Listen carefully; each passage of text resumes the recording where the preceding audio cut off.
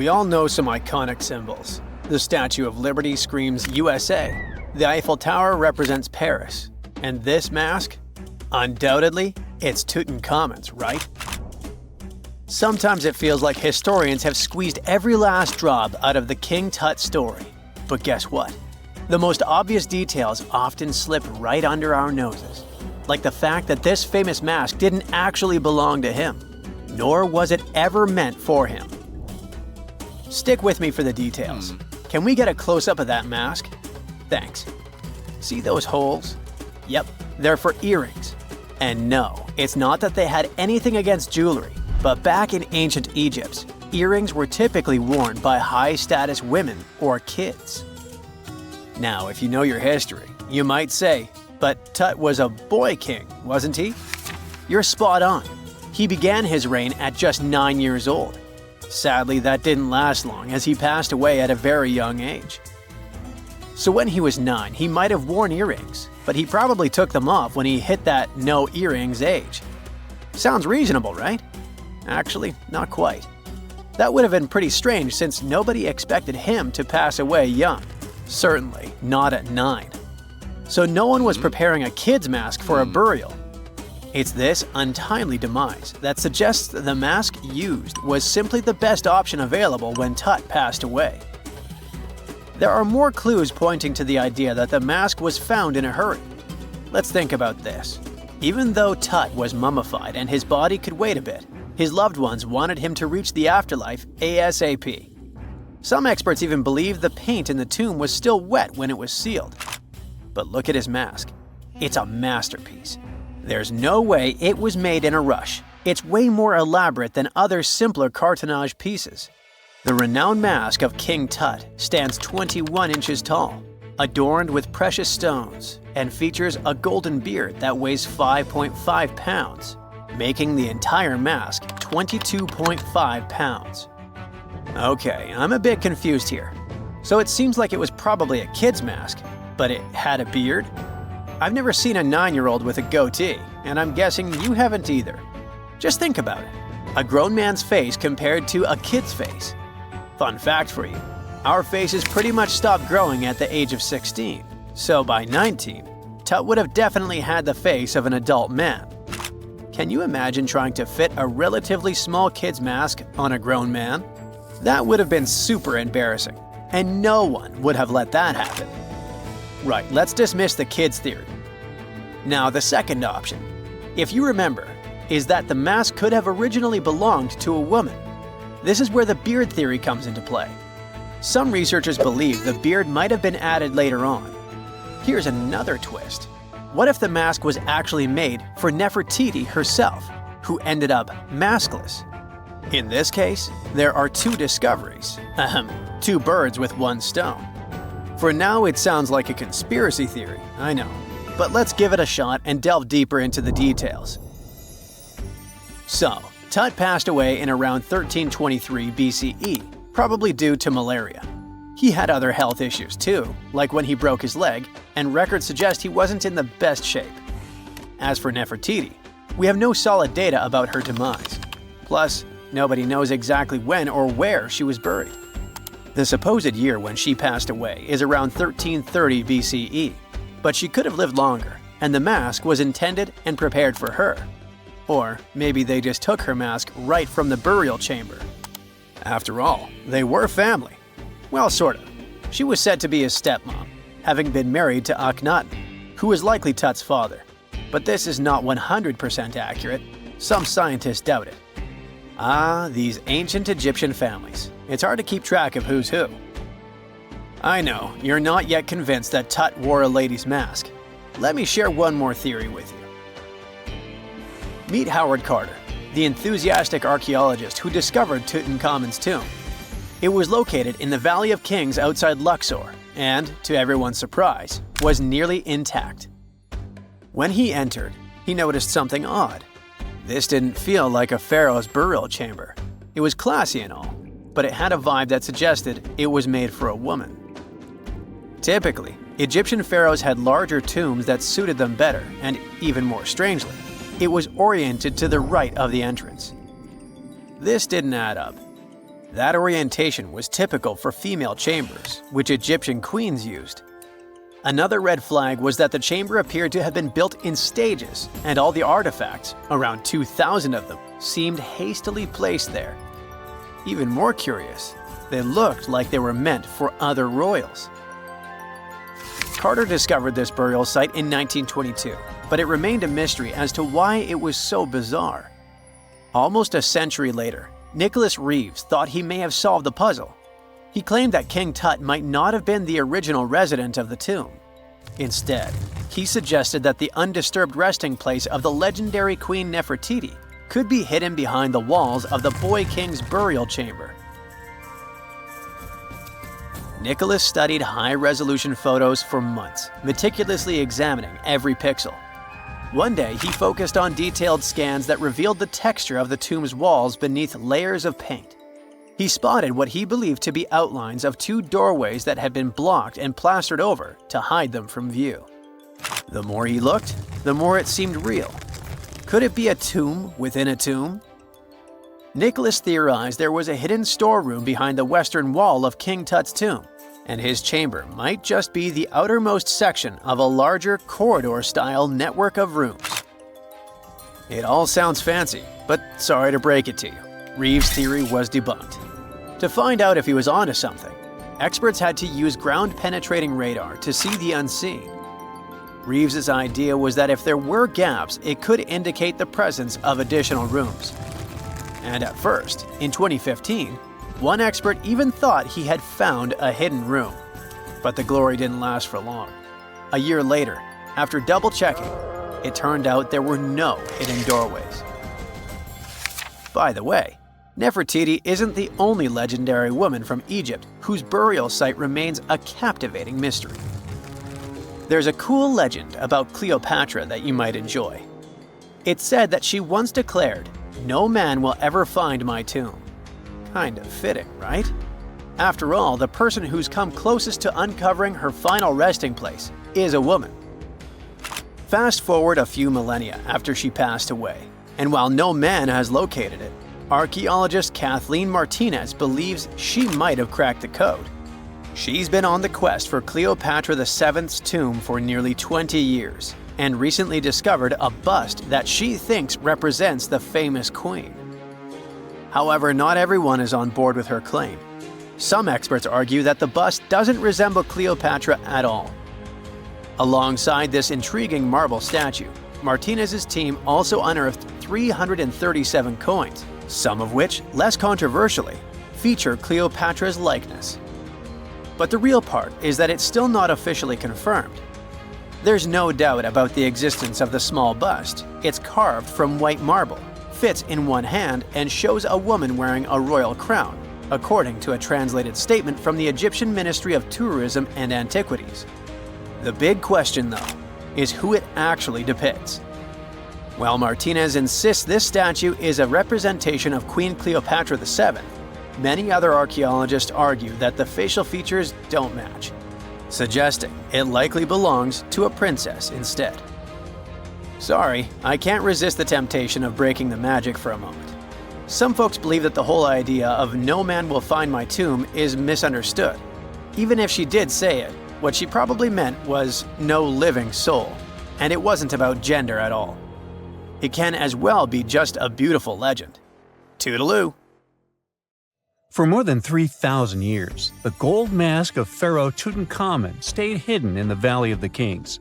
This artifact, which stands about 21 inches tall, shows how skilled and artistic the ancient Egyptians were. But nobody expected that X-rays would reveal its biggest secret. King Tut was the last ruler of his family during the 18th dynasty. He took the throne at just 9 years old, but ruled for only 10 years before he passed away unexpectedly. If we're being honest, back in ancient Egypt, he was mostly forgotten by the rulers who came after him. His tomb wasn't a big deal for them, so much so that even the grave robbers forgot about him. It might sound a bit sad, but the truth is that it was actually great news for us. Since his tomb was practically forgotten, it ended up being perfectly preserved. While the other tombs in the Valley of the Kings were looted, his remained sealed and untouched. So when it was discovered back in 1922, it had over 5,000 precious objects inside. That made Tutankhamun basically an instant celebrity and one of the best-known pharaohs nowadays. Among the treasures was the most stunning piece, his golden mask. This mask is said to be an exact image of the king's face, or at least it was supposed to be, but we'll get to that later. The purpose of this accurate representation of his face was to make sure that his soul would recognize him in the afterlife and return to his mummified body. In ancient Egyptian beliefs, this would allow him to continue living in the afterlife. The details of the mask clearly looked incredibly difficult to create, but people didn't realize how complex it truly was until many years later. The first X-rays of the mask were taken in 1967. Back then, the main reason for these scans was practical – conservation. The mask was heading to Paris for an exhibition, and it was the first time it had ever left Paris. This would help them keep track of any changes during the exhibit. Plus, the images could give clues about how the mask was made. But back then, they probably didn't fully realize just how complex its construction was. I mean, Egyptian goldsmiths didn't use modern soldering techniques. So, how did they make this mask?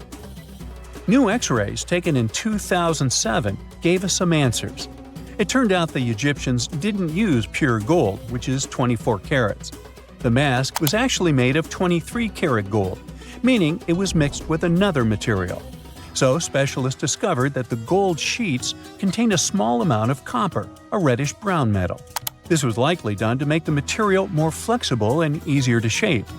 They would then shape the gold sheets by heating and hammering them over and over again. But there was one more secret inside the mask that wasn't discovered until 2015. The year before, the staff at Cairo's Egyptian Museum were working on the mask display when the long beard of the mask accidentally got knocked off. Another theory is that the beard had become loose over time and just fell off. Either way, the fact that King Tut's beard came off caused a lot of stress. After all, we're talking about one of Cairo's biggest tourist attractions, so the experts had to fix the problem quickly.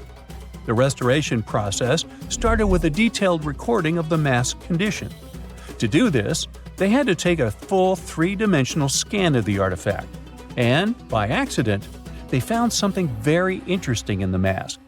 Inside the royal beard, there is a gold tube, an intriguing structure that the Egyptians likely used to attach the beard to the rest of the mask.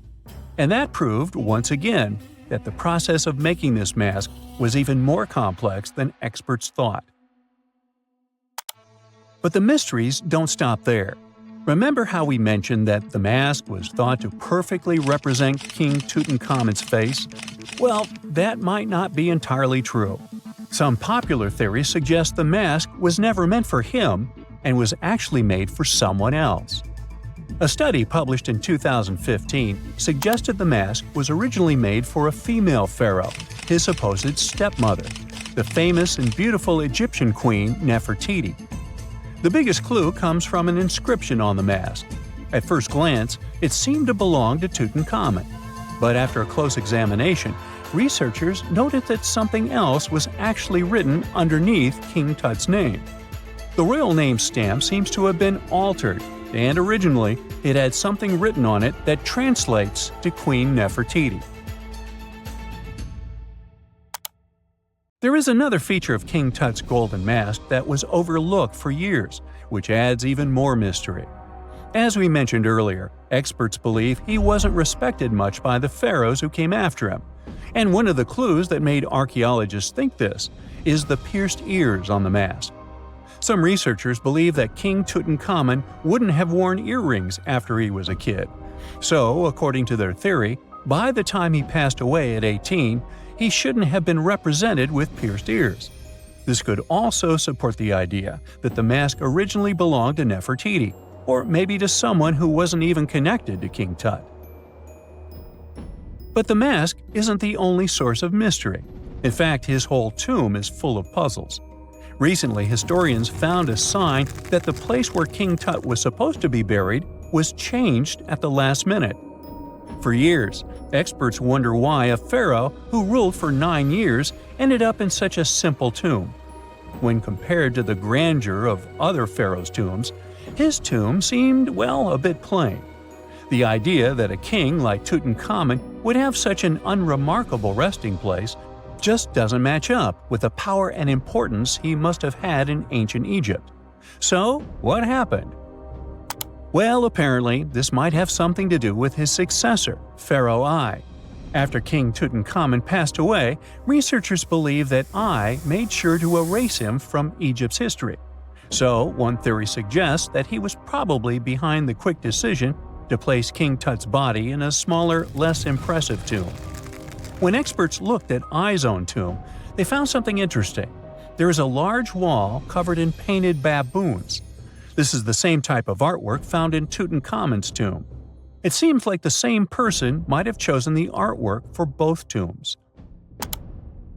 Now, the design and decoration of the two tombs are almost identical, suggesting there was a shared hand behind both. But there is one key difference.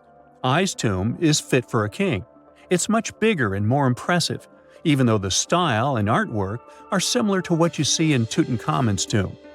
So the theory suggests that I decided what went into both tombs. Since Tut passed away unexpectedly at a young age, his grand tomb wasn't finished in time.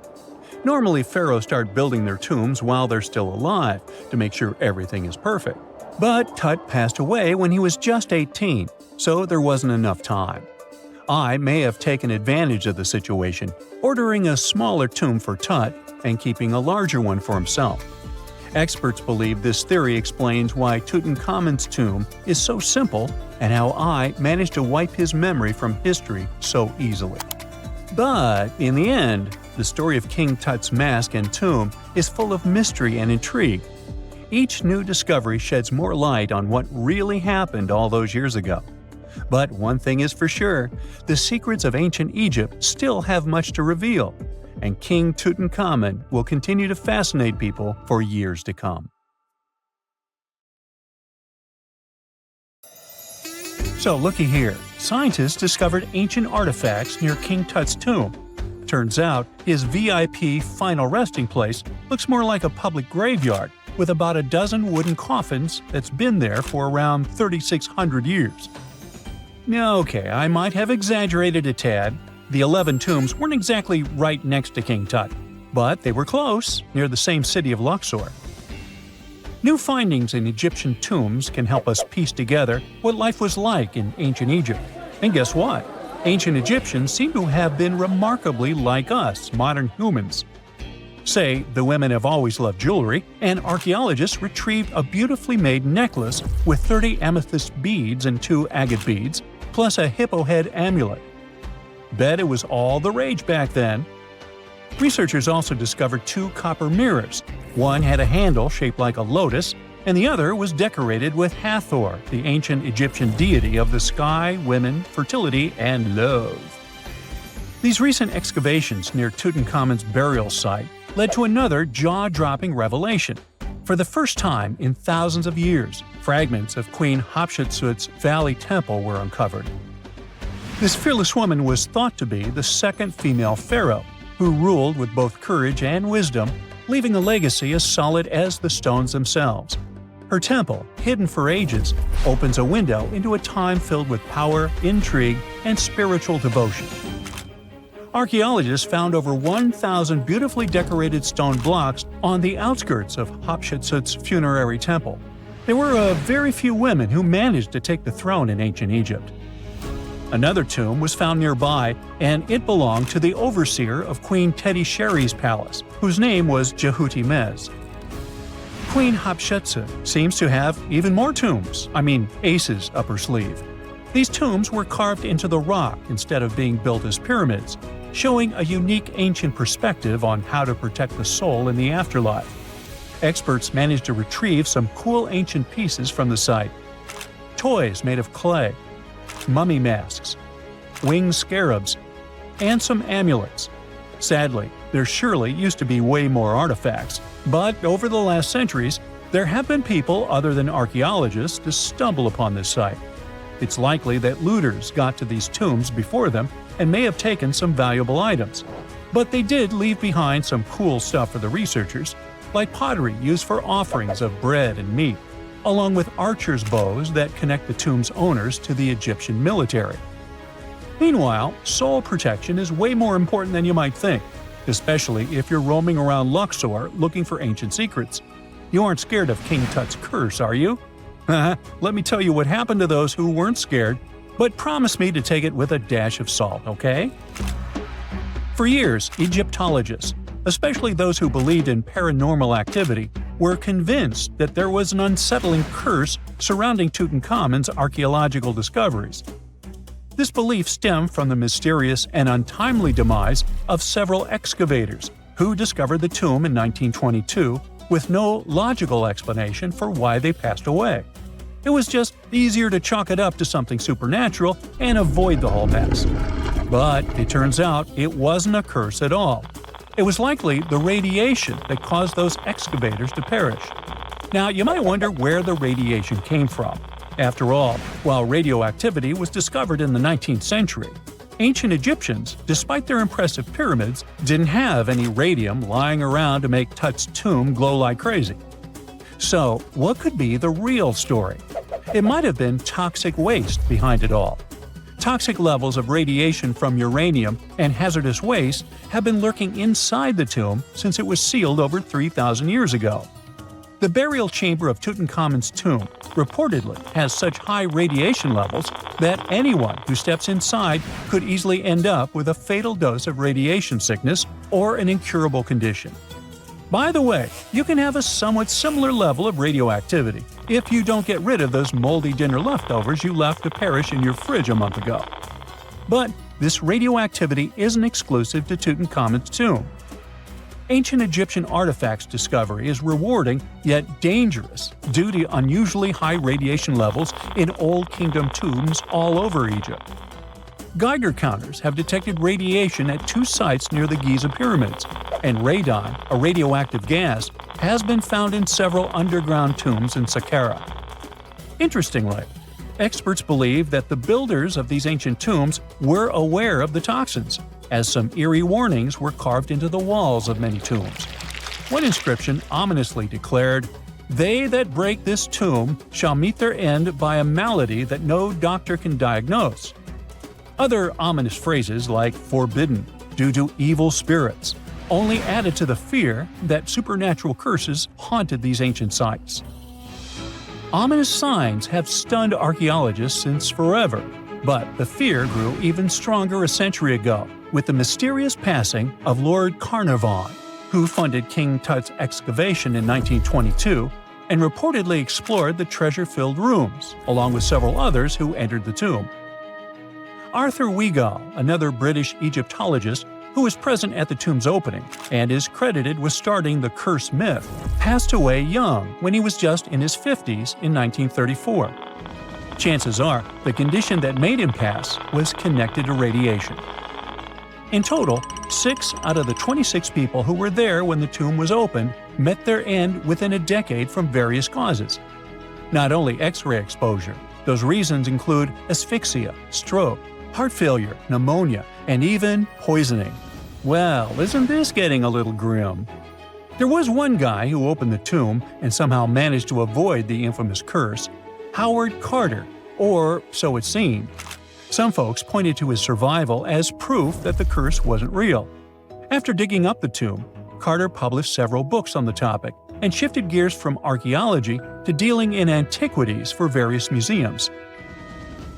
Despite dodging demise or injury, rumors swirled about how the curse may have impacted him in other ways. One of the big stories linked him to Lord Carnarvon's daughter, Evelyn. Some said he was madly in love with her, but she married someone else, so he chose to stay single. Others claimed they had an affair while she was in Egypt, which ended when her father passed away and she left the country for good. However, there wasn't much evidence to support these stories. Evelyn was just 6 when they met, and they remained friends until his last breath. She was even one of the few attendees at his funeral, but denied any romantic involvement, saying they weren't that close. A year after the revolutionary discovery near King Tut's tomb, Evelyn married politician Sir Brograve Beauchamp and had a daughter. That same year, Beauchamp toured the tomb with his parents, guided by Carter himself. Carter never married and, aside from those posthumous rumors about Evelyn, had no other romantic connections. While the curse adds an intriguing twist to his life story, his tendency to keep relationships at arm's length was evident long before the tomb was opened. It seemed Carter just wasn't a people person. In 1939, after battling a serious illness, he ultimately succumbed to fate.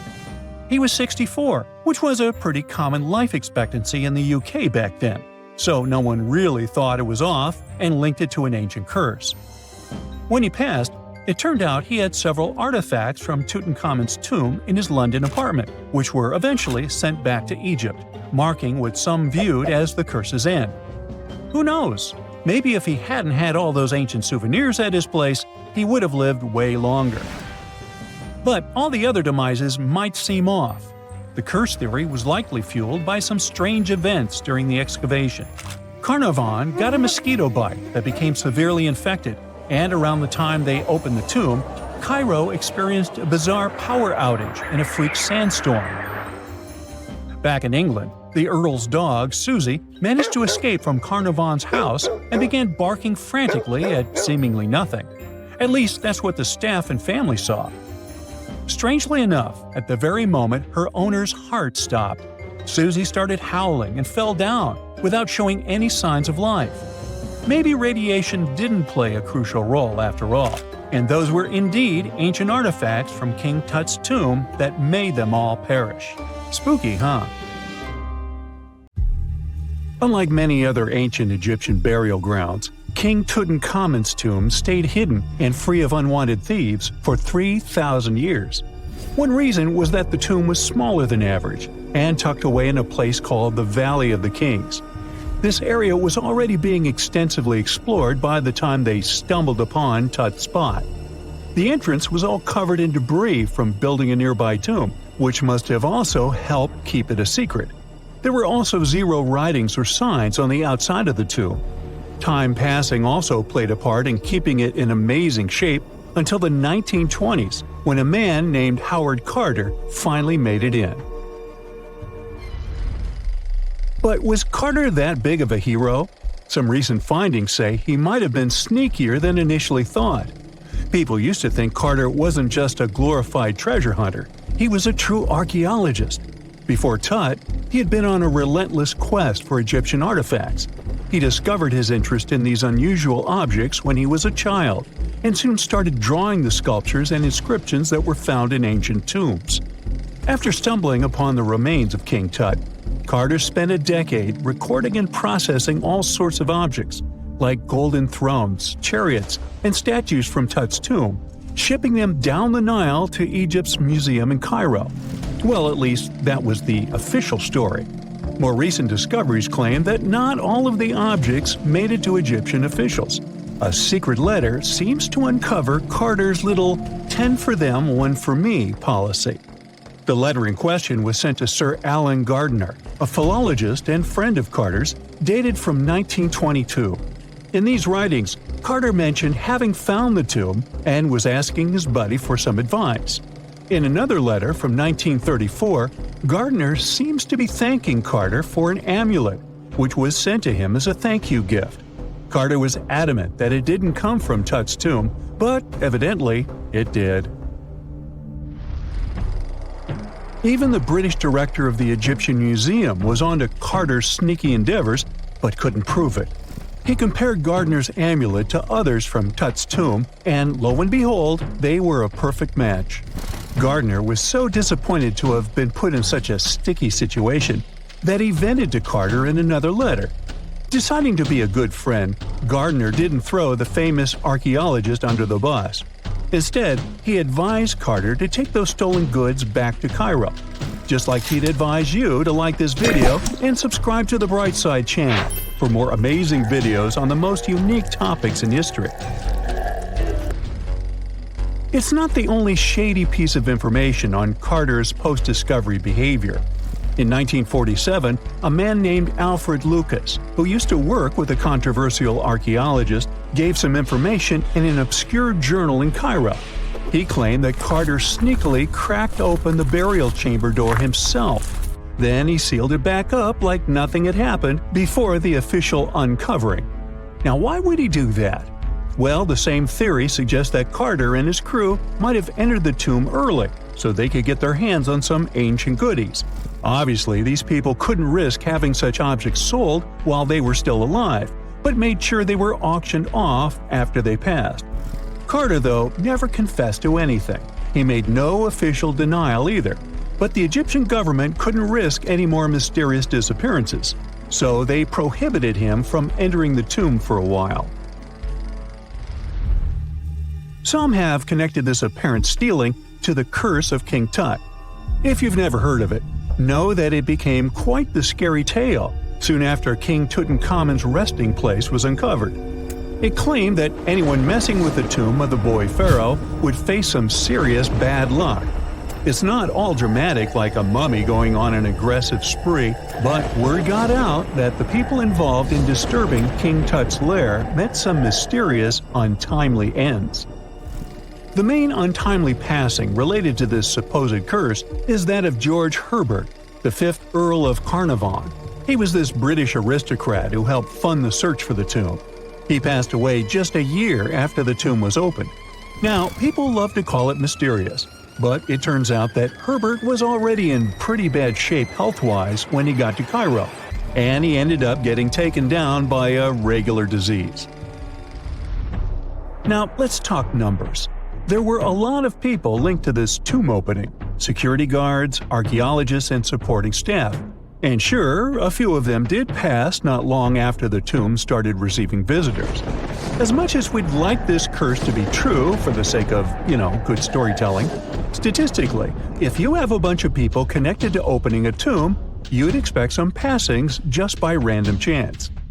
The average lifespan for those supposedly targeted by the ancient curse was more than 20 years after the spell was supposed to kick in.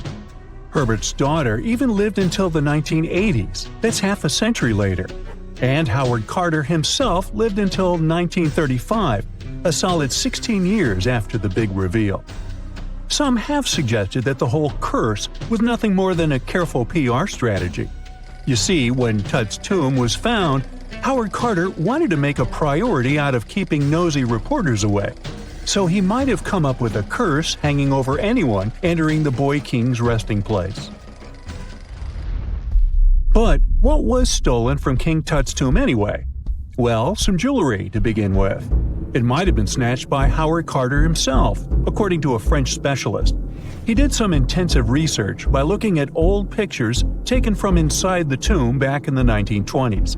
He compared those images to various objects from museums and auction houses. He soon started to piece together the whereabouts of some of Tut's jewelry. First up, there's this collar that used to be on Tut's chest. It was all broken into pieces, and some parts went via Carter to the Nelson Atkins Museum in Missouri. Meanwhile, other bits ended up on a necklace owned by some unnamed people who tried to sell it in 2015 but failed. Even the Nelson Atkins Museum agrees, as they've confirmed the information on their website. Then there's a headdress piece. Some beads from it that once belonged to Tut apparently got stolen by Carter too. They were also strung into a necklace and are now being held at the St. Louis Art Museum. Another fancy collar made out of glazed ceramic magic spent some time at the Met, far away in New York. Thankfully, it was sent back to Egypt a bit over a decade ago. This seems to have been, as you'd expect by now, also stolen by Carter. Missing artifacts aside, King Tut still gave a ton of amazing objects that helped us learn more about this incredible ancient culture. Starting with the famous burial mask. It's this massive 21-inch gold art piece with semi-precious stones and glass paste. It weighs 22 pounds and showcases the boy pharaoh with a long beard and a headdress with a cobra and vulture. On the back, there's this spell from an important ancient Egyptian spiritual book that's supposed to make sure it works just as well in the afterlife. Tut was also apparently a board game enthusiast. They found 4 board games in his tomb, some made of ivory. Archaeologists also found a pair of gold sandals, though you'd imagine they were more for show than for comfort. In fact, the pharaoh probably never wore them in his lifetime. Now, speaking of fashion items, it turns out Tut was quite the fancy ruler. They even found a mannequin in his tomb that was used to pick out, adjust, and store his outfits and jewelry. The boy king seemed to have also enjoyed some music, based on the 2 trumpets historians found in his tomb.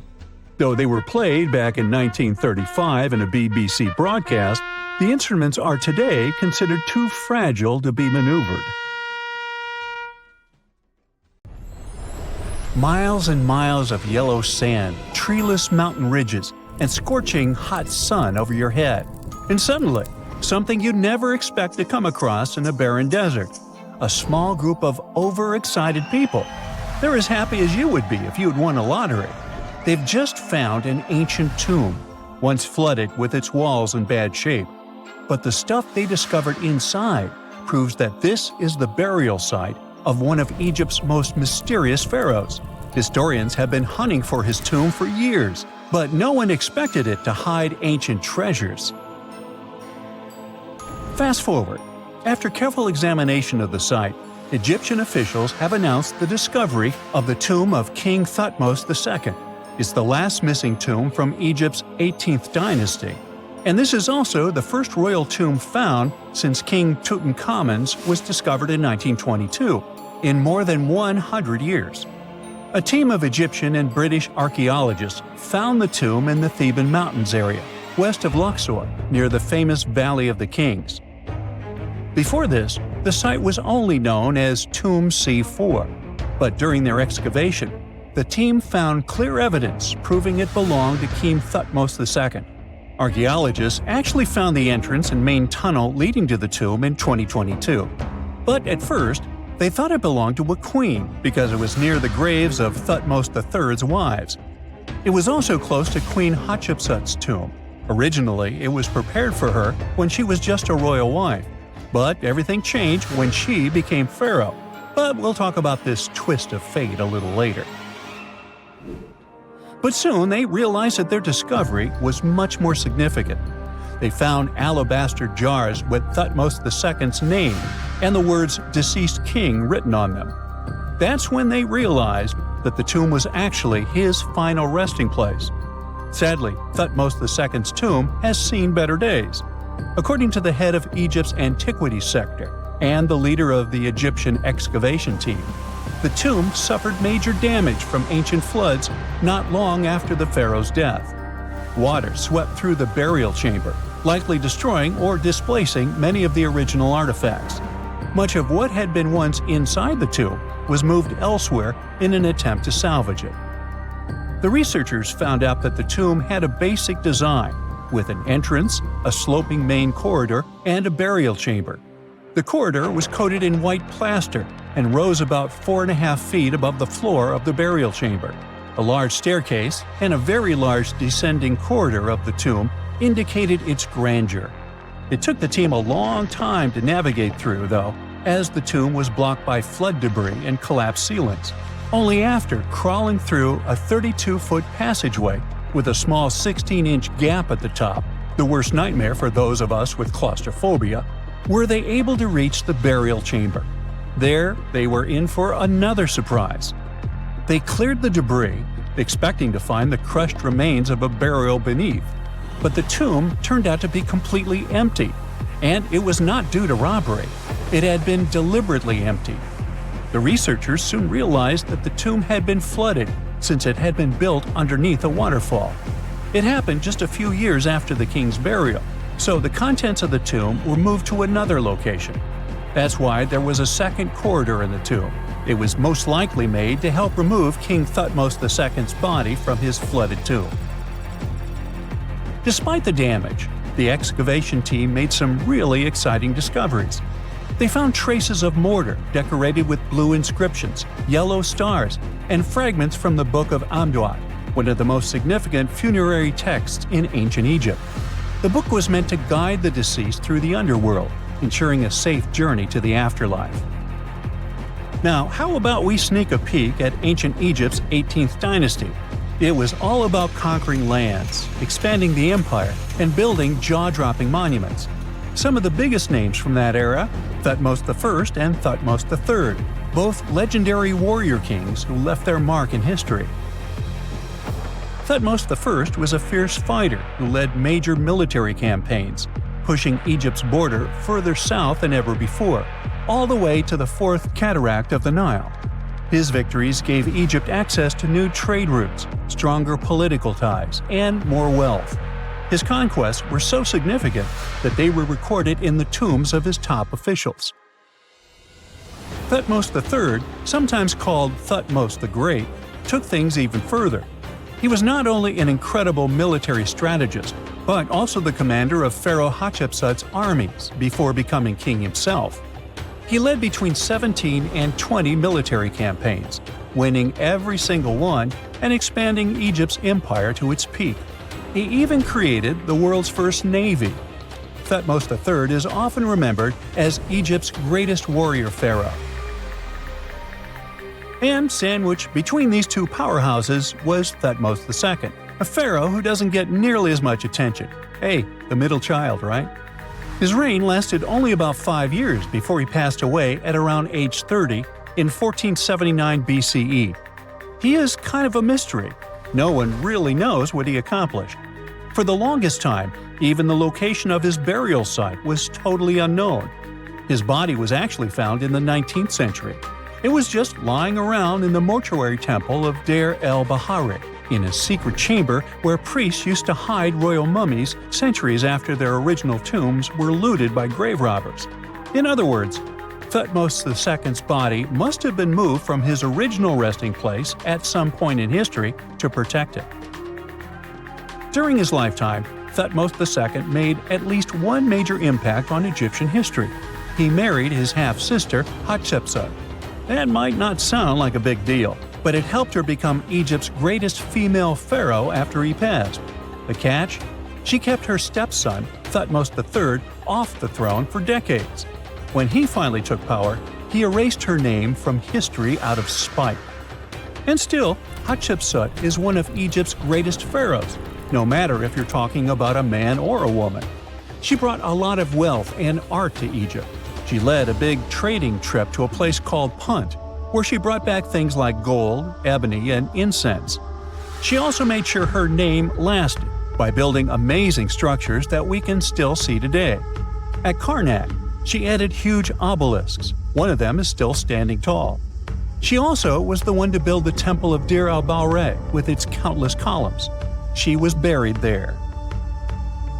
Interestingly, Hatshepsut was often shown in art as a man, with muscles and a beard, like how pharaohs were usually depicted. But she made sure there was always something in the artwork that reminded people she was a woman, like calling herself Daughter of Re, or His Majesty herself. When she passed away in 1458 BCE, Egypt wouldn't have a female ruler as powerful as her until Cleopatra, about 1400 years later. According to Egypt's Supreme Council of Antiquities Secretary General, isn't that a mouthful? Hatshepsut's name actually appears in Thutmose II's tomb, meaning she might have even handled his burial. As for their final resting places, well, Hatshepsut was buried in the Valley of the Kings, and Thutmose II's mummy is now in the National Museum of Egyptian Civilization, alongside other ancient Egyptian rulers. It gives visitors a rare chance to see the remains of a nearly forgotten pharaoh. Now, experts consider the discovery of his tomb to be one of the most significant in recent years. The artifacts found there add important details to our understanding of the history of the region and Thutmose II's rule. And even though the tomb's design is fairly simple and follows the same architectural style preferred by later Egyptian rulers, its historical importance is undeniable. In any case, the mission isn't over yet. Archaeologists are now focusing on solving another mystery. Where did the rest of the tomb's contents end up? The team is determined to continue their search. Who knows what other secrets they will uncover that have remained hidden beneath the sands for thousands of years. During the early 1920s, the world was mesmerized by King Tut. A British archaeologist, Howard Carter, discovered the young pharaoh's tomb in Egypt's Valley of the Kings, 1922. But the public wasn't only interested in gold and jewelry. The press wrote about the curse of the pharaohs, but was it true? Was an ancient curse really the reason everyone entering the pyramids lost their lives? At the time, this was the only explanation for a series of unexplained passings.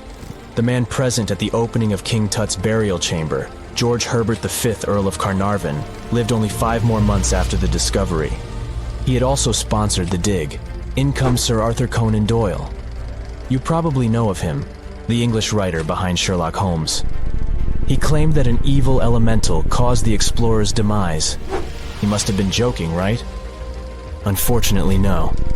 The newspapers continued to blame the pharaoh's curse after every Egyptologist left this world. These are the scientists who study the ancient cultures of Egypt. The archaeologist who opened King Tutankhamun's tomb passed away full 17 years after the discovery. The reason for it wasn't a secret: Hodgkin's disease. Yet again, journalists around the world wrote of a curse. This was getting ridiculous. But science must have had a rational explanation, right? Well, it did.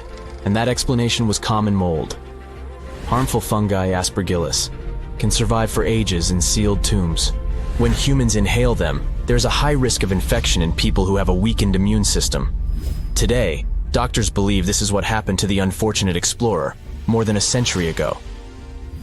Scientists now know that this type of fungi grows especially well on grain. And King Tut's tomb was full of offerings in the form of baskets full of raw grain and bread.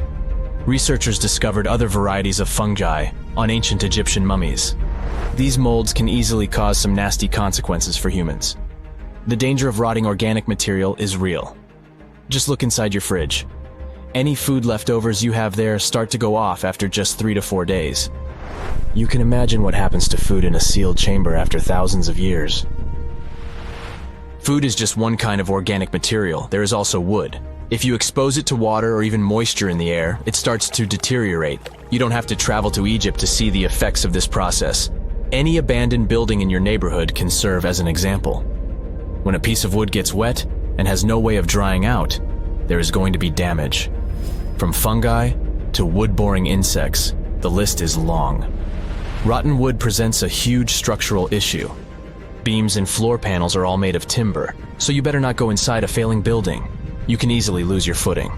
But this is just the tip of the iceberg. The building materials since the time of the pharaohs have changed, but so have the dangers. One of the best examples is asbestos. Until the 1970s, most home insulation materials contained this substance. It was in everything, from boilers to soundproofing. This microfiber provided excellent heat insulation. But then, the United States banned asbestos in 1989.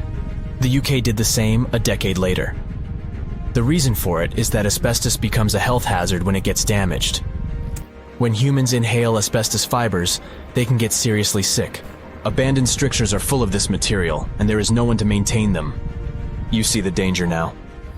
Another material is also common in old buildings: lead. Ancient Romans used lead piping to channel spring water into their homes. They also cooked in lead vessels, which was probably not the wisest of choices. You see, lead and water don't go well together because of something called corrosion. But this problem isn't ancient. US officials banned lead piping only in 1986. That means that 7% of American households still have lead service lines. And this is not the only source of poisoning. Until the mid-1960s, builders used lead paint to coat woodwork. In abandoned buildings, this lead coating snapped a long time ago. Anyone who touches doors and windows will disturb this lead dust and inhale it. The dust particles are at least visible to an unaided eye. This is not the case for carbon monoxide. This gas has no color, so you can't see it. It has no odor, so you can't smell it. No way to detect a carbon monoxide leak at all. And how does this dangerous gas usually escape? Poor maintenance. Well, abandoned buildings have zero maintenance. 1 second, you could be exploring an old factory, and the next you could feel dizzy with and have a terrible headache. These are just some of the symptoms of CO poisoning, the less severe ones. But what is the source? All it takes is for an old boiler to finally give way after years of neglect. We've reached an important question. What is the main factor in air quality inside a room? If you are thinking the level of oxygen, try again. It turns out that oxygen levels drop by only 0.3% in 8 hours inside an airtight room. This is a room in which doors and windows are sealed with tape, so the decrease is even smaller in normal conditions. Oxygen isn't the main problem. The levels of carbon dioxide rise sharply inside a sealed room. This is the direct result of human breathing. We inhale oxygen and exhale CO2. Think of it as a waste gas. Normally it's only a tiny portion of the air we breathe, 0.04%. But in a sealed room, high levels of carbon dioxide will make you feel drowsy. And that's the last thing you need when inside a dilapidated building. Carbon dioxide will decrease your ability to think clearly. Researchers from Harvard did an interesting study in 2016. They had office workers come in 6 days in a row to complete a problem-solving test. During the week, they gradually raised the carbon dioxide levels in the mock-up office. The results of the same test kept getting worse over time. There are many factors at play, but CO2 levels definitely had an impact on the workers' problem-solving ability. The test took place inside a typical office environment, not inside a crumbling building where visitors must watch their every step. When I say visitors, I really mean trespassers, and trespassing is a criminal offense in the United States. This goes both for private and public property. If you defy the law, you can be fined up to $5,000 or even face lockup time. That should make you think twice before jumping over a fence with a no trespassing sign. But again, you might not be the only one inside. You can never know who else is in the building. Perhaps a person up to no good? It doesn't have to be a person at all. Animals can pose a threat as well. You would be startled if you saw a rat, for example. But the poor animal would be scared as well. It might bite you. The list of diseases rats carry is pretty long. But rodents' teeth can cause other forms of damage. They grow constantly, so the animal has to constantly nibble on something to stop them from overgrowing. If you ever felt peckish at 1 a.m., you know the feeling. Electric cables are high on the rodents' menu. Abandoned buildings have plenty of those. Old wiring is dangerous on its own. Structures erected before 1984 often used wires made out of aluminum. Today, copper is the standard because an aluminum wire is 55 times more likely to catch on fire than a copper one. Flipping a switch in a rundown building can cost you your life. Be on alert for telltale signs that something is wrong. Lights that flicker, sparks from sockets, and the smell of smoke. And yeah, don't count on an earth cable to protect you from electrocution. Ground cables became standard only in the 1960s. Let's face it, most ancient tombs have been looted at least once. No matter how scary the rumors could have been, most mummies were open to. But one. This is the Bashiri mummy, and it puzzles everyone so much that nobody dares to see what's inside. Meet Howard, but you must know him already if you're into Egyptian history. He's primarily famous for discovering King Tut's tomb back in 1922. But few people know that before this revolutionary discovery, he had probably found another mummy. It happened in 1919, and it goes by several names, either the Bashiri mummy or the mummy of Pacheri, or the untouchable one. Some reports say that Howard stumbled upon the Bashiri mummy in Luxor's Valley of the Kings, just where he would later find Tut's tomb. Despite this find, not much is known about this particular mummy. The reason why it's still unharmed in any way is not because of some superstitions, but because nobody is sure that they can undo what they do if something goes wrong. The mummy is so intricately wrapped that researchers never unfurled it for fear of irreversible damage. The golden rule of anyone who works with antiquities: if you're not sure you can't make it better or preserve it unchanged, do not touch it. History knows many examples of ancient relics ruined beyond repair, say Ecce Homo, or smiling statue restoration. The delicate fabric that covers the mummy's face has this cool design that kind of looks like a pyramid. The researchers are not 100% sure, but this might be the only one of its kind with that embalming style. But without knowing the ancient technique, it's next to impossible not to ruin the mummy while unwrapping and wrapping it back. Back in the day, People, both experts and looters, would unwrap mummies for all sorts of reasons, mostly to study them. Luckily, these days, we have advanced tech that lets us check out what's inside a sarcophagus without having to unwrap anything. After taking a closer look at the Bashiri mummy, researchers figured out that it belonged to a man who was around 5.5 feet tall and lived during the Ptolemaic era, which makes this mummy roughly 2,300 years old. The Egypt Museum shared that the X-ray scan also uncovered an inscription of the guy's name, but it's a bit tricky to tell if it says Pacheri or Nenu, adding to the intrigue. The museum also pointed out that the fancy casing the mummy is in features all sorts of decorated scenes. You can see the mummy lying on a bed, flanked by deities Isis and Nephthys, along with the 4 sons of Horus.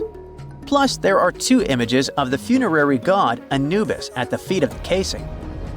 By the way, Bashiri mummy is not the only one that has remained untouched.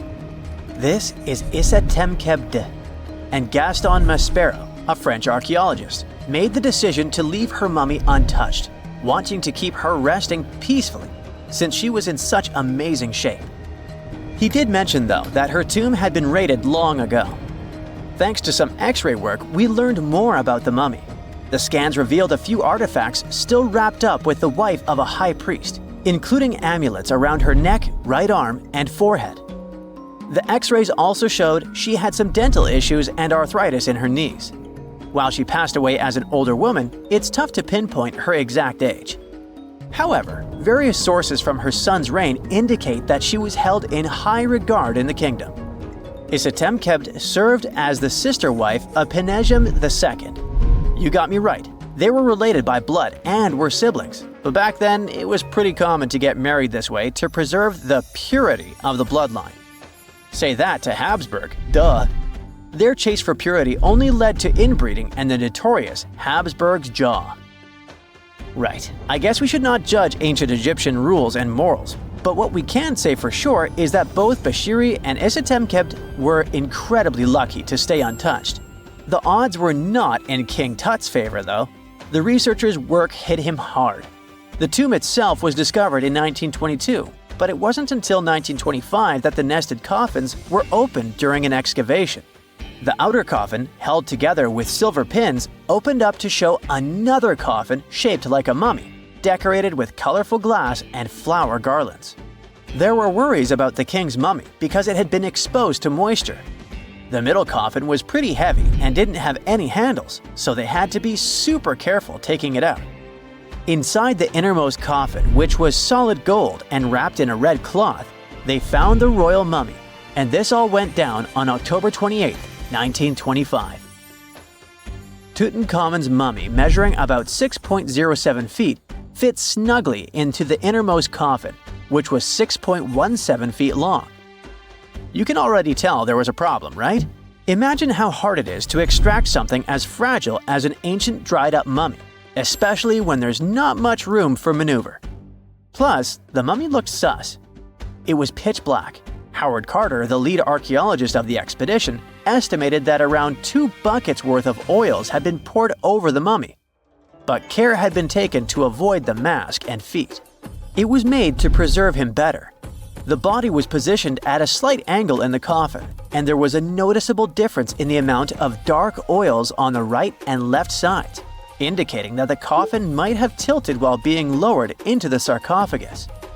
This oil created moisture inside the coffins, and over time, it reacted chemically, which Carter described as a sort of slow, spontaneous combustion, leading to the carbonization of the linen wrappings. Unfortunately, the combination of heat and moisture took a toll on the mummy's trappings as well. The crook and flail fell apart, the resin scarab cracked, and the threads holding the hands and mummy's bands started to decay, making everything quite fragile. Plus, the oils hardened over the years, effectively gluing the mummy and mask to the coffin's bottom. To try and separate the mummy from the inner and middle coffins, they were placed in the sun for several hours, reaching temperatures of 149 degrees Fahrenheit. Despite this effort, the mummy remained stuck, so the initial examination had to be done right where it was. The first part of Tutankhamun's mummy the researchers checked out was his lower legs and feet, meaning they started the examination from the bottom up. As they peeled back the bandages, they uncovered the first of many treasures wrapped up with the king. They took their time to carefully document and photograph everything they found. The inner layers of bandages were in pretty bad shape, mostly turning to dust, making it tough to figure out how everything was originally wrapped. Still, the overall methods matched what was seen in other nobles' mummies from that time. Lots of folded linen pads were used to shape the torso and thighs. The outer and inner bandages were made from fine linen, while the middle layers were coarser. They had some intricate bandaging around the shoulders and chest with a similar style around the groin. Each limb, along with fingers and toes, which were fitted with gold caps, was wrapped separately. Tutankhamun even wore gold foil sandals on his feet. They hoped to separate the mummy from the coffin by removing the outer bandages, but the resins had stuck the body to the coffin. So, the researchers ended up chiseling it out. To do this, they had to cut the torso in half at the hips and disarticulate the arms to continue unwrapping. Each part was treated with hot paraffin wax for stability, and later the hands and feet were reattached with resin. Finally, they used hot knives to detach the head from the mask. To check the teeth, it was decided to make an incision around the jaw and neck, which was later fixed with resin. So technically, the scientists did all they could to preserve the mummy, but still, in a way, it ended up being damaged beyond repair. What do you think? Should they have left it in the coffin? Or did they do the right thing? Let us know in the comments. They found the tomb of a royal doctor who lived over 4,000 years ago, a man who held pharaohs' lives in his hands. This man knew secrets that only deities and kings were allowed to hear. And yet, when they opened his tomb in 2024, there was no body, just vivid paintings, untouched by time, and cryptic symbols carved into stone. Who was he, and why was he buried with spells linked to a scorpion deity? The tomb was buried deep beneath the sands of Saqqara. The doctor's name was Tutankhamun. He lived around 4,100 years ago, during one of Egypt's most mysterious turning points, right at the edge of glory and collapse. These were the final days of Egypt's Old Kingdom. The sun still glinted off freshly built pyramids, but the shadows were already creeping in. The pharaoh, Pepi II, had ruled longer than anyone before him, 90 years. But by the end of his reign, the country was cracking. The power was slipping, the regional leaders were rising, and the Nile floods grew unpredictable. In this shaky period, the mysterious doctor thrived. His tomb was discovered by a Swiss-French archaeological team in the shadows of old pyramids. The weirdest part was that when they uncovered his burial chamber, they found no body, no golden treasures either. Unfortunately, the tomb had been robbed long ago. But what remained was something even more fascinating: the words and images left on the walls. The paintings are still vibrant, bright colors that somehow survived all those years underground. The walls show jars, containers, strange abstract patterns, and geometric shapes. And then there are hieroglyphs, lines and lines of sacred script carved with precision, like someone had poured their soul into every curve. These inscriptions revealed who Tutankhamun truly was. Turns out, he wasn't just any doctor. He was the conjurer of Serket. Now, Serket was the female deity of scorpions, sacred and terrifying. Egyptians believed she could stop venom, heal bites, and protect the living from toxic elements. The title, Conjurer of Serket, meant Tutankhamun was a specialist in treating dangerous stings and bites. And if he got an entire tomb for himself, he may have been Egypt's top expert in those things, a man who healed with both medicine and magic. But that wasn't all. He also held the title Director of Medicinal Plants, a title seen only once before in all of ancient Egypt. That means he knew the healing power of herbs, roots, and oils like no one else. Now, you might wonder, what plants in a huge land of sand? But in reality, ancient Egyptians used herbal medicine that would hold up in some labs today. They created pills, ointments, and inhalers. Most often they chose some active ingredient, a flavor to make it easier to take, and something to deliver it into the body. Sound familiar? And yeah, they didn't have many traditional plants, so some of these ingredients were bizarre by our standards, like using crocodile dung and acacia mixed with honey. They even had formulas for anti-wrinkle creams. And apparently, our mysterious healer was also chief dentist. This title is almost never seen in ancient records. Evidence of Egyptian dentists is incredibly rare. Turns out, our ancient genius didn't just fight stings and study plants. He was also trusted with teeth and jaws, which were actually a huge problem in ancient Egypt. These people may have built wonders, but their teeth paid the price. Ancient Egyptians constantly caught grains of sand in their mouths. They often ate grit-filled bread and raw vegetables, which wore down enamel and caused a horrible condition called attrition. This led to tons of problems, including tooth loss. They had to improvise back in the day. For example, crafting the world's oldest known toothpaste from crushed rock, mint, and pepper, which ironically only made things worse for the gums. Or a toothpaste from things like eggshells, pumice, and natron, a salty mineral used for cleaning. They were also inventing mouthwashes from celery, bran, and herbs to ease the problem.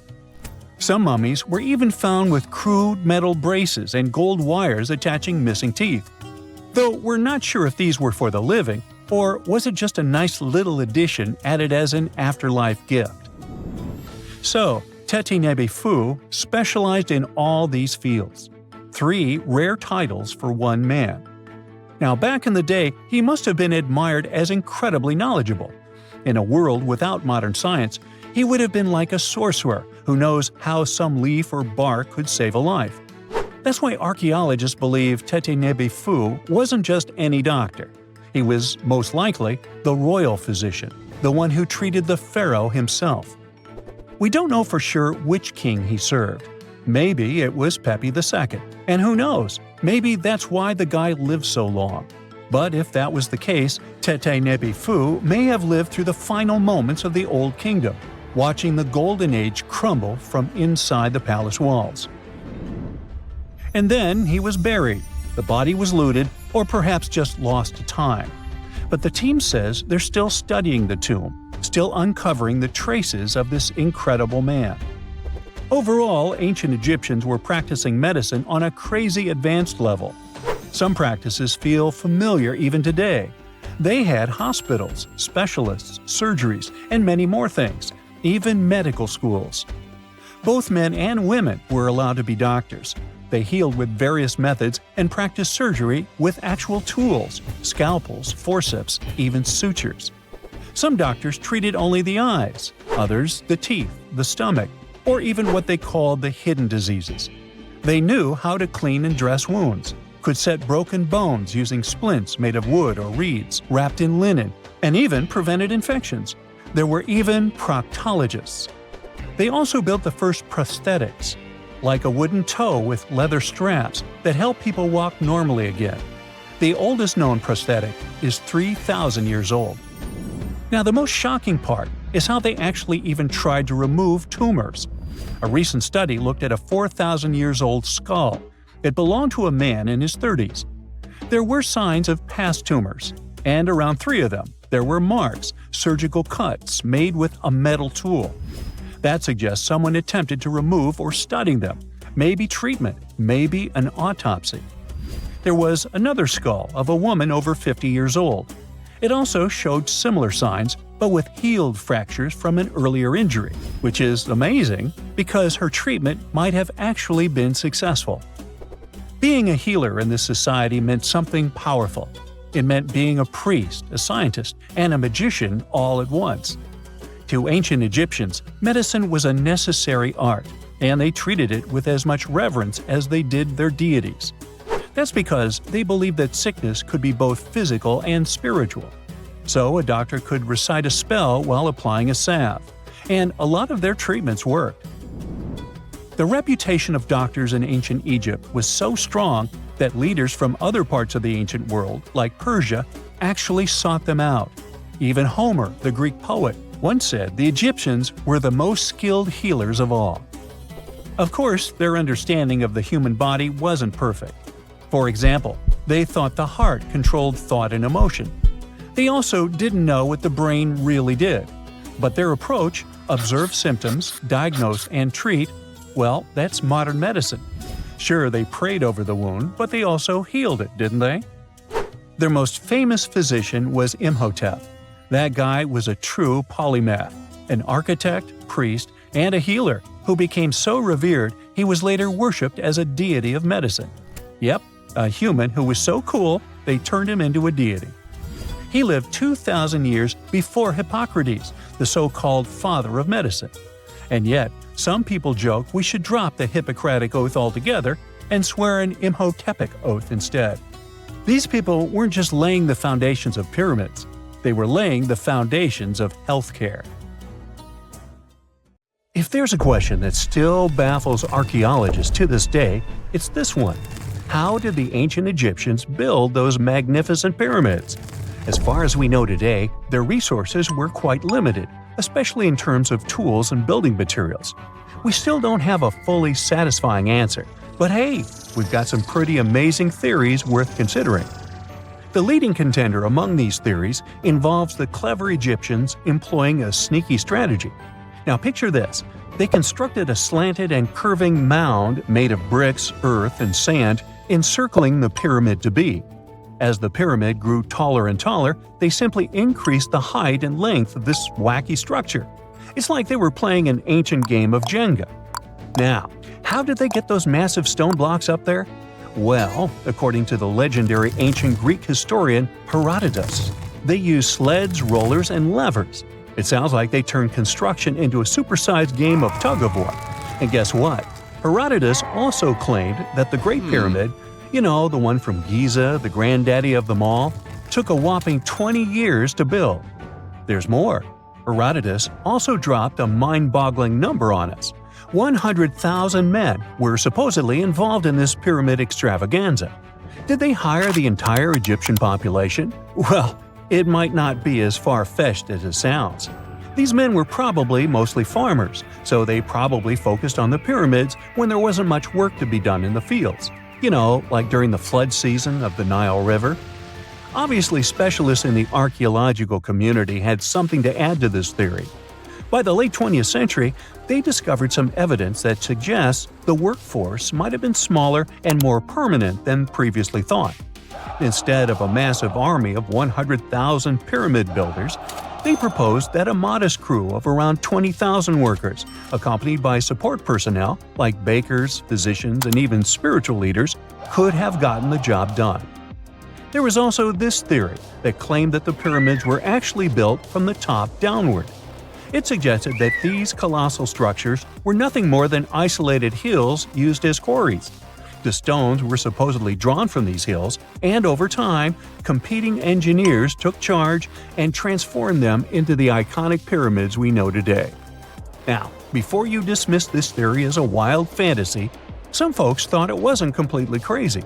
After all, there are instances where isolated hills exist, so maybe this theory had a tiny glimmer of truth. Whether it involved ramp building or ingenious work schedules, one thing is clear. Those pyramids have definitely left their mark on history and on our imaginations. Now, speaking of ancient Egyptian mysteries, there's this gigantic unfinished obelisk sitting in ancient Egypt, and scientists are trying to figure out how it was shaped. Now, some people suggest that our industrious ancestors used handheld pounders to get the job done. One expert has a different take on the matter, though. He argues that if we take a closer look at the pattern left behind by the shaping tool, we'll notice something peculiar. The walls of the trenches surrounding the obelisk display a neat and even pattern, which is pretty unlikely if they were pounded away by mere mortal hands. According to this expert, those horizontal striations are usually the result of a tool that takes breaks while removing material, leaving its mark on the surface. But wait, there's more. Imagine the tool being rocked back and forth against the trench walls, clearing away the waste to keep the trench from narrowing. Well, in that case, the tool might have left some funky horizontal striations where it was pressed against the sidewall. This sounds like some fancy technology at play, don't you think? And guess what?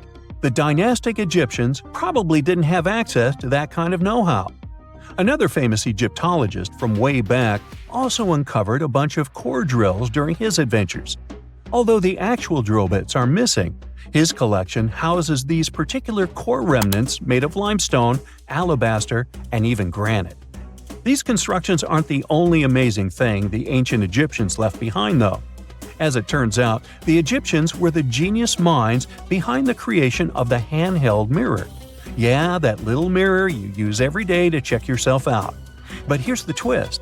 These mirrors are like pieces of art. They were decorated with inscriptions and figures. But that's not all. The Egyptians had a serious concern with their appearance. They knew the importance of personal hygiene and looking fabulous. So, in their quest for pearly whites, they invented toothbrushes and toothpaste.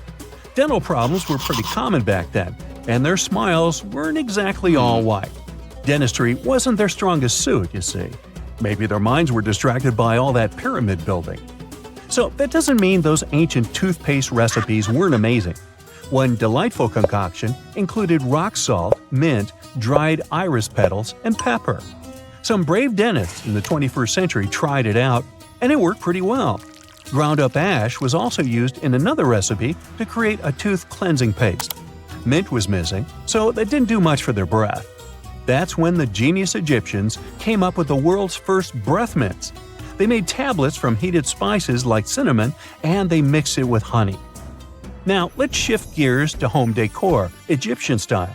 They surely took ornamentation to the next level. While the concept of decorating furniture started in Mesopotamia, the Egyptians cranked it up a notch. They went all out with different colors of ink and even developed various weights of paper. Oh, and let's not forget about those cute little area rugs we all have in our homes today. Guess who came up with the idea? Yep, the Egyptians. They used the versatile papyrus plant to make those cozy rugs. And speaking of trends, the Egyptians loved their knickknacks. They had an assortment of small figurines in the shapes of cats, dogs, and people. These statues were made from various materials, like simple sun-dried mud to the ultimate bling of gold. It all depended on how loaded you were. The Egyptians were also all about farming, and they knew that clean water was crucial for their crops and animals. That's why they came up with some nifty inventions and techniques to make sure their land was fertile and their plants were happy. First off, they had the genius idea of using ox-drawn plows.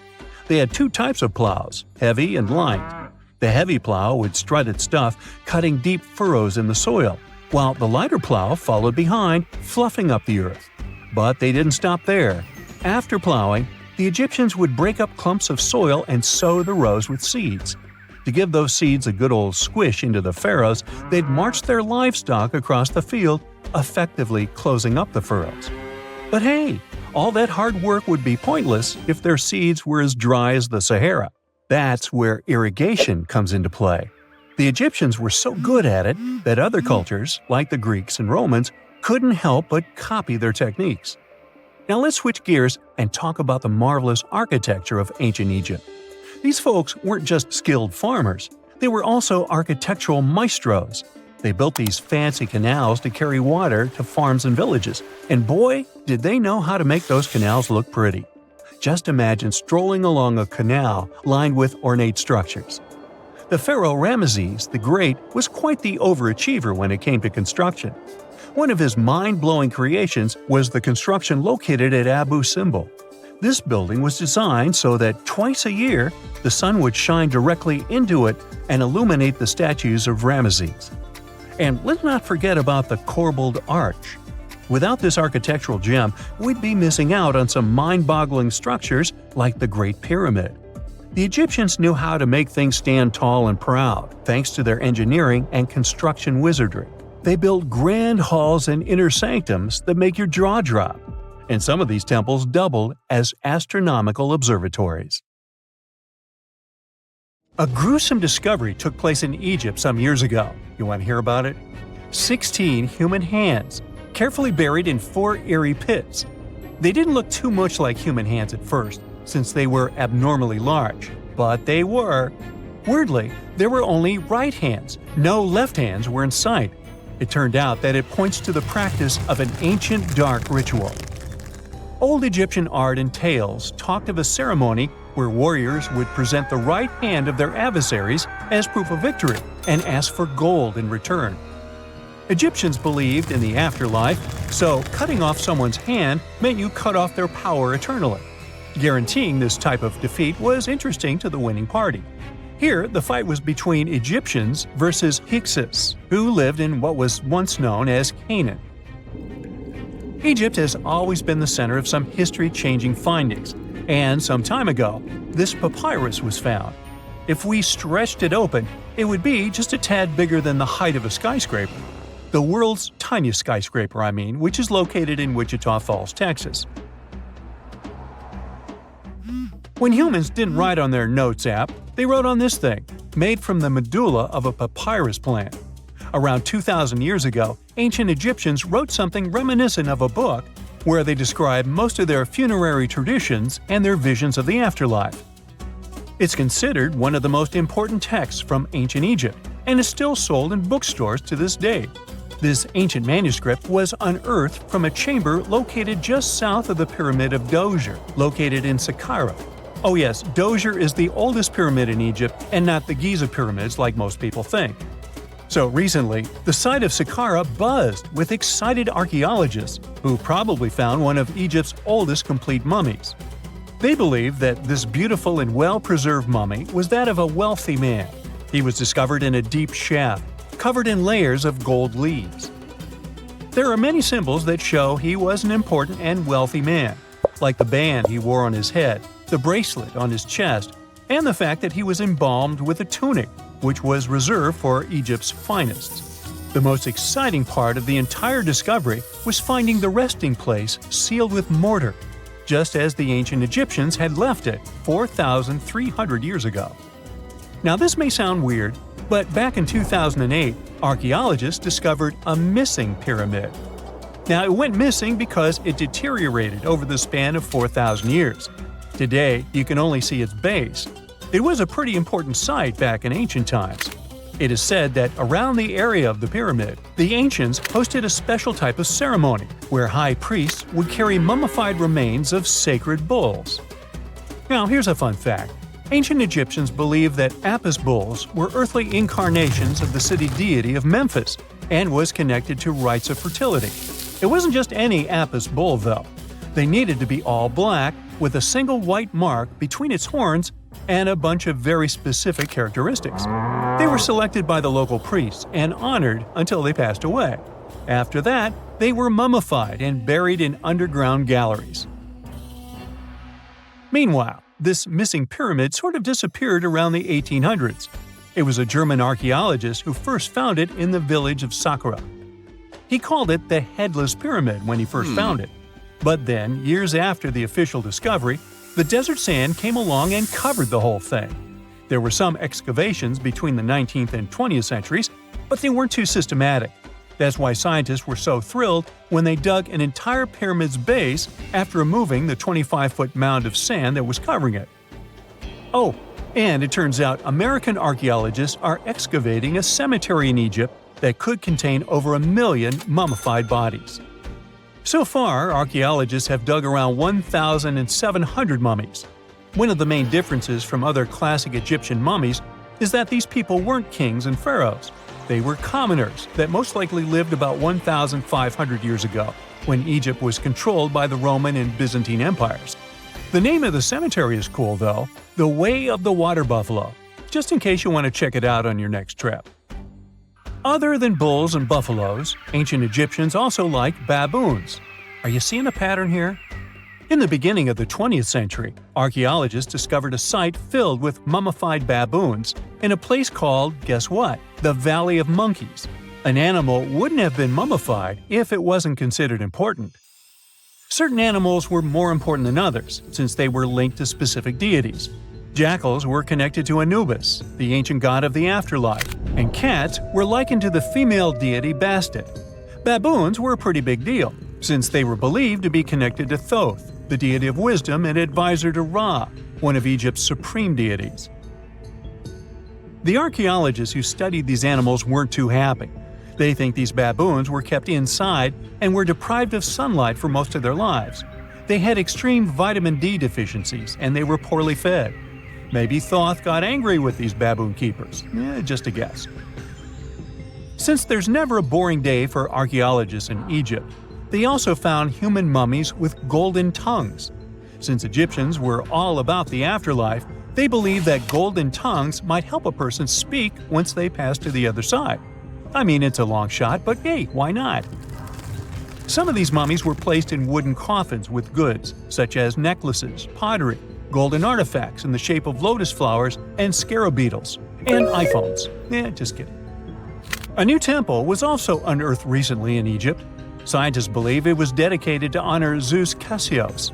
That deity would be a cross between Zeus, the almighty Greek deity of the sky, and Mount Cassios. While digging around the Sinai Peninsula in Egypt, archaeologists spotted 2 pink granite columns poking out of the ground. And bingo!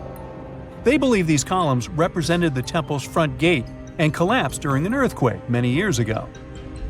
And speaking of deities, there weren't only super serious deities. Recently, scientists unearthed a golden ring in a city south of Cairo. No, Frodo, it's not magical. It was a normal gold ring, but it had the depiction of the deity of fun, officially named Bes. This deity is often described in sacred texts as a happy chubby dwarf. Today, many tattoos we get are sorta deprived of any sense and are made of aesthetic purposes only. In ancient Egypt, though, women would get tattoos as a token of protection for childbirth. That's what scientists think, at least. Around the Nile region, scientists found some mummies that had well-preserved tattoos, which is a rarity since the skin deteriorates so easily. 2 of these women tattooed their lower backs, and the drawings were simple. There were mostly pictures, including that same chubby dwarf we just talked about, Bes. He also had a side hustle as the protector of women during childbirth.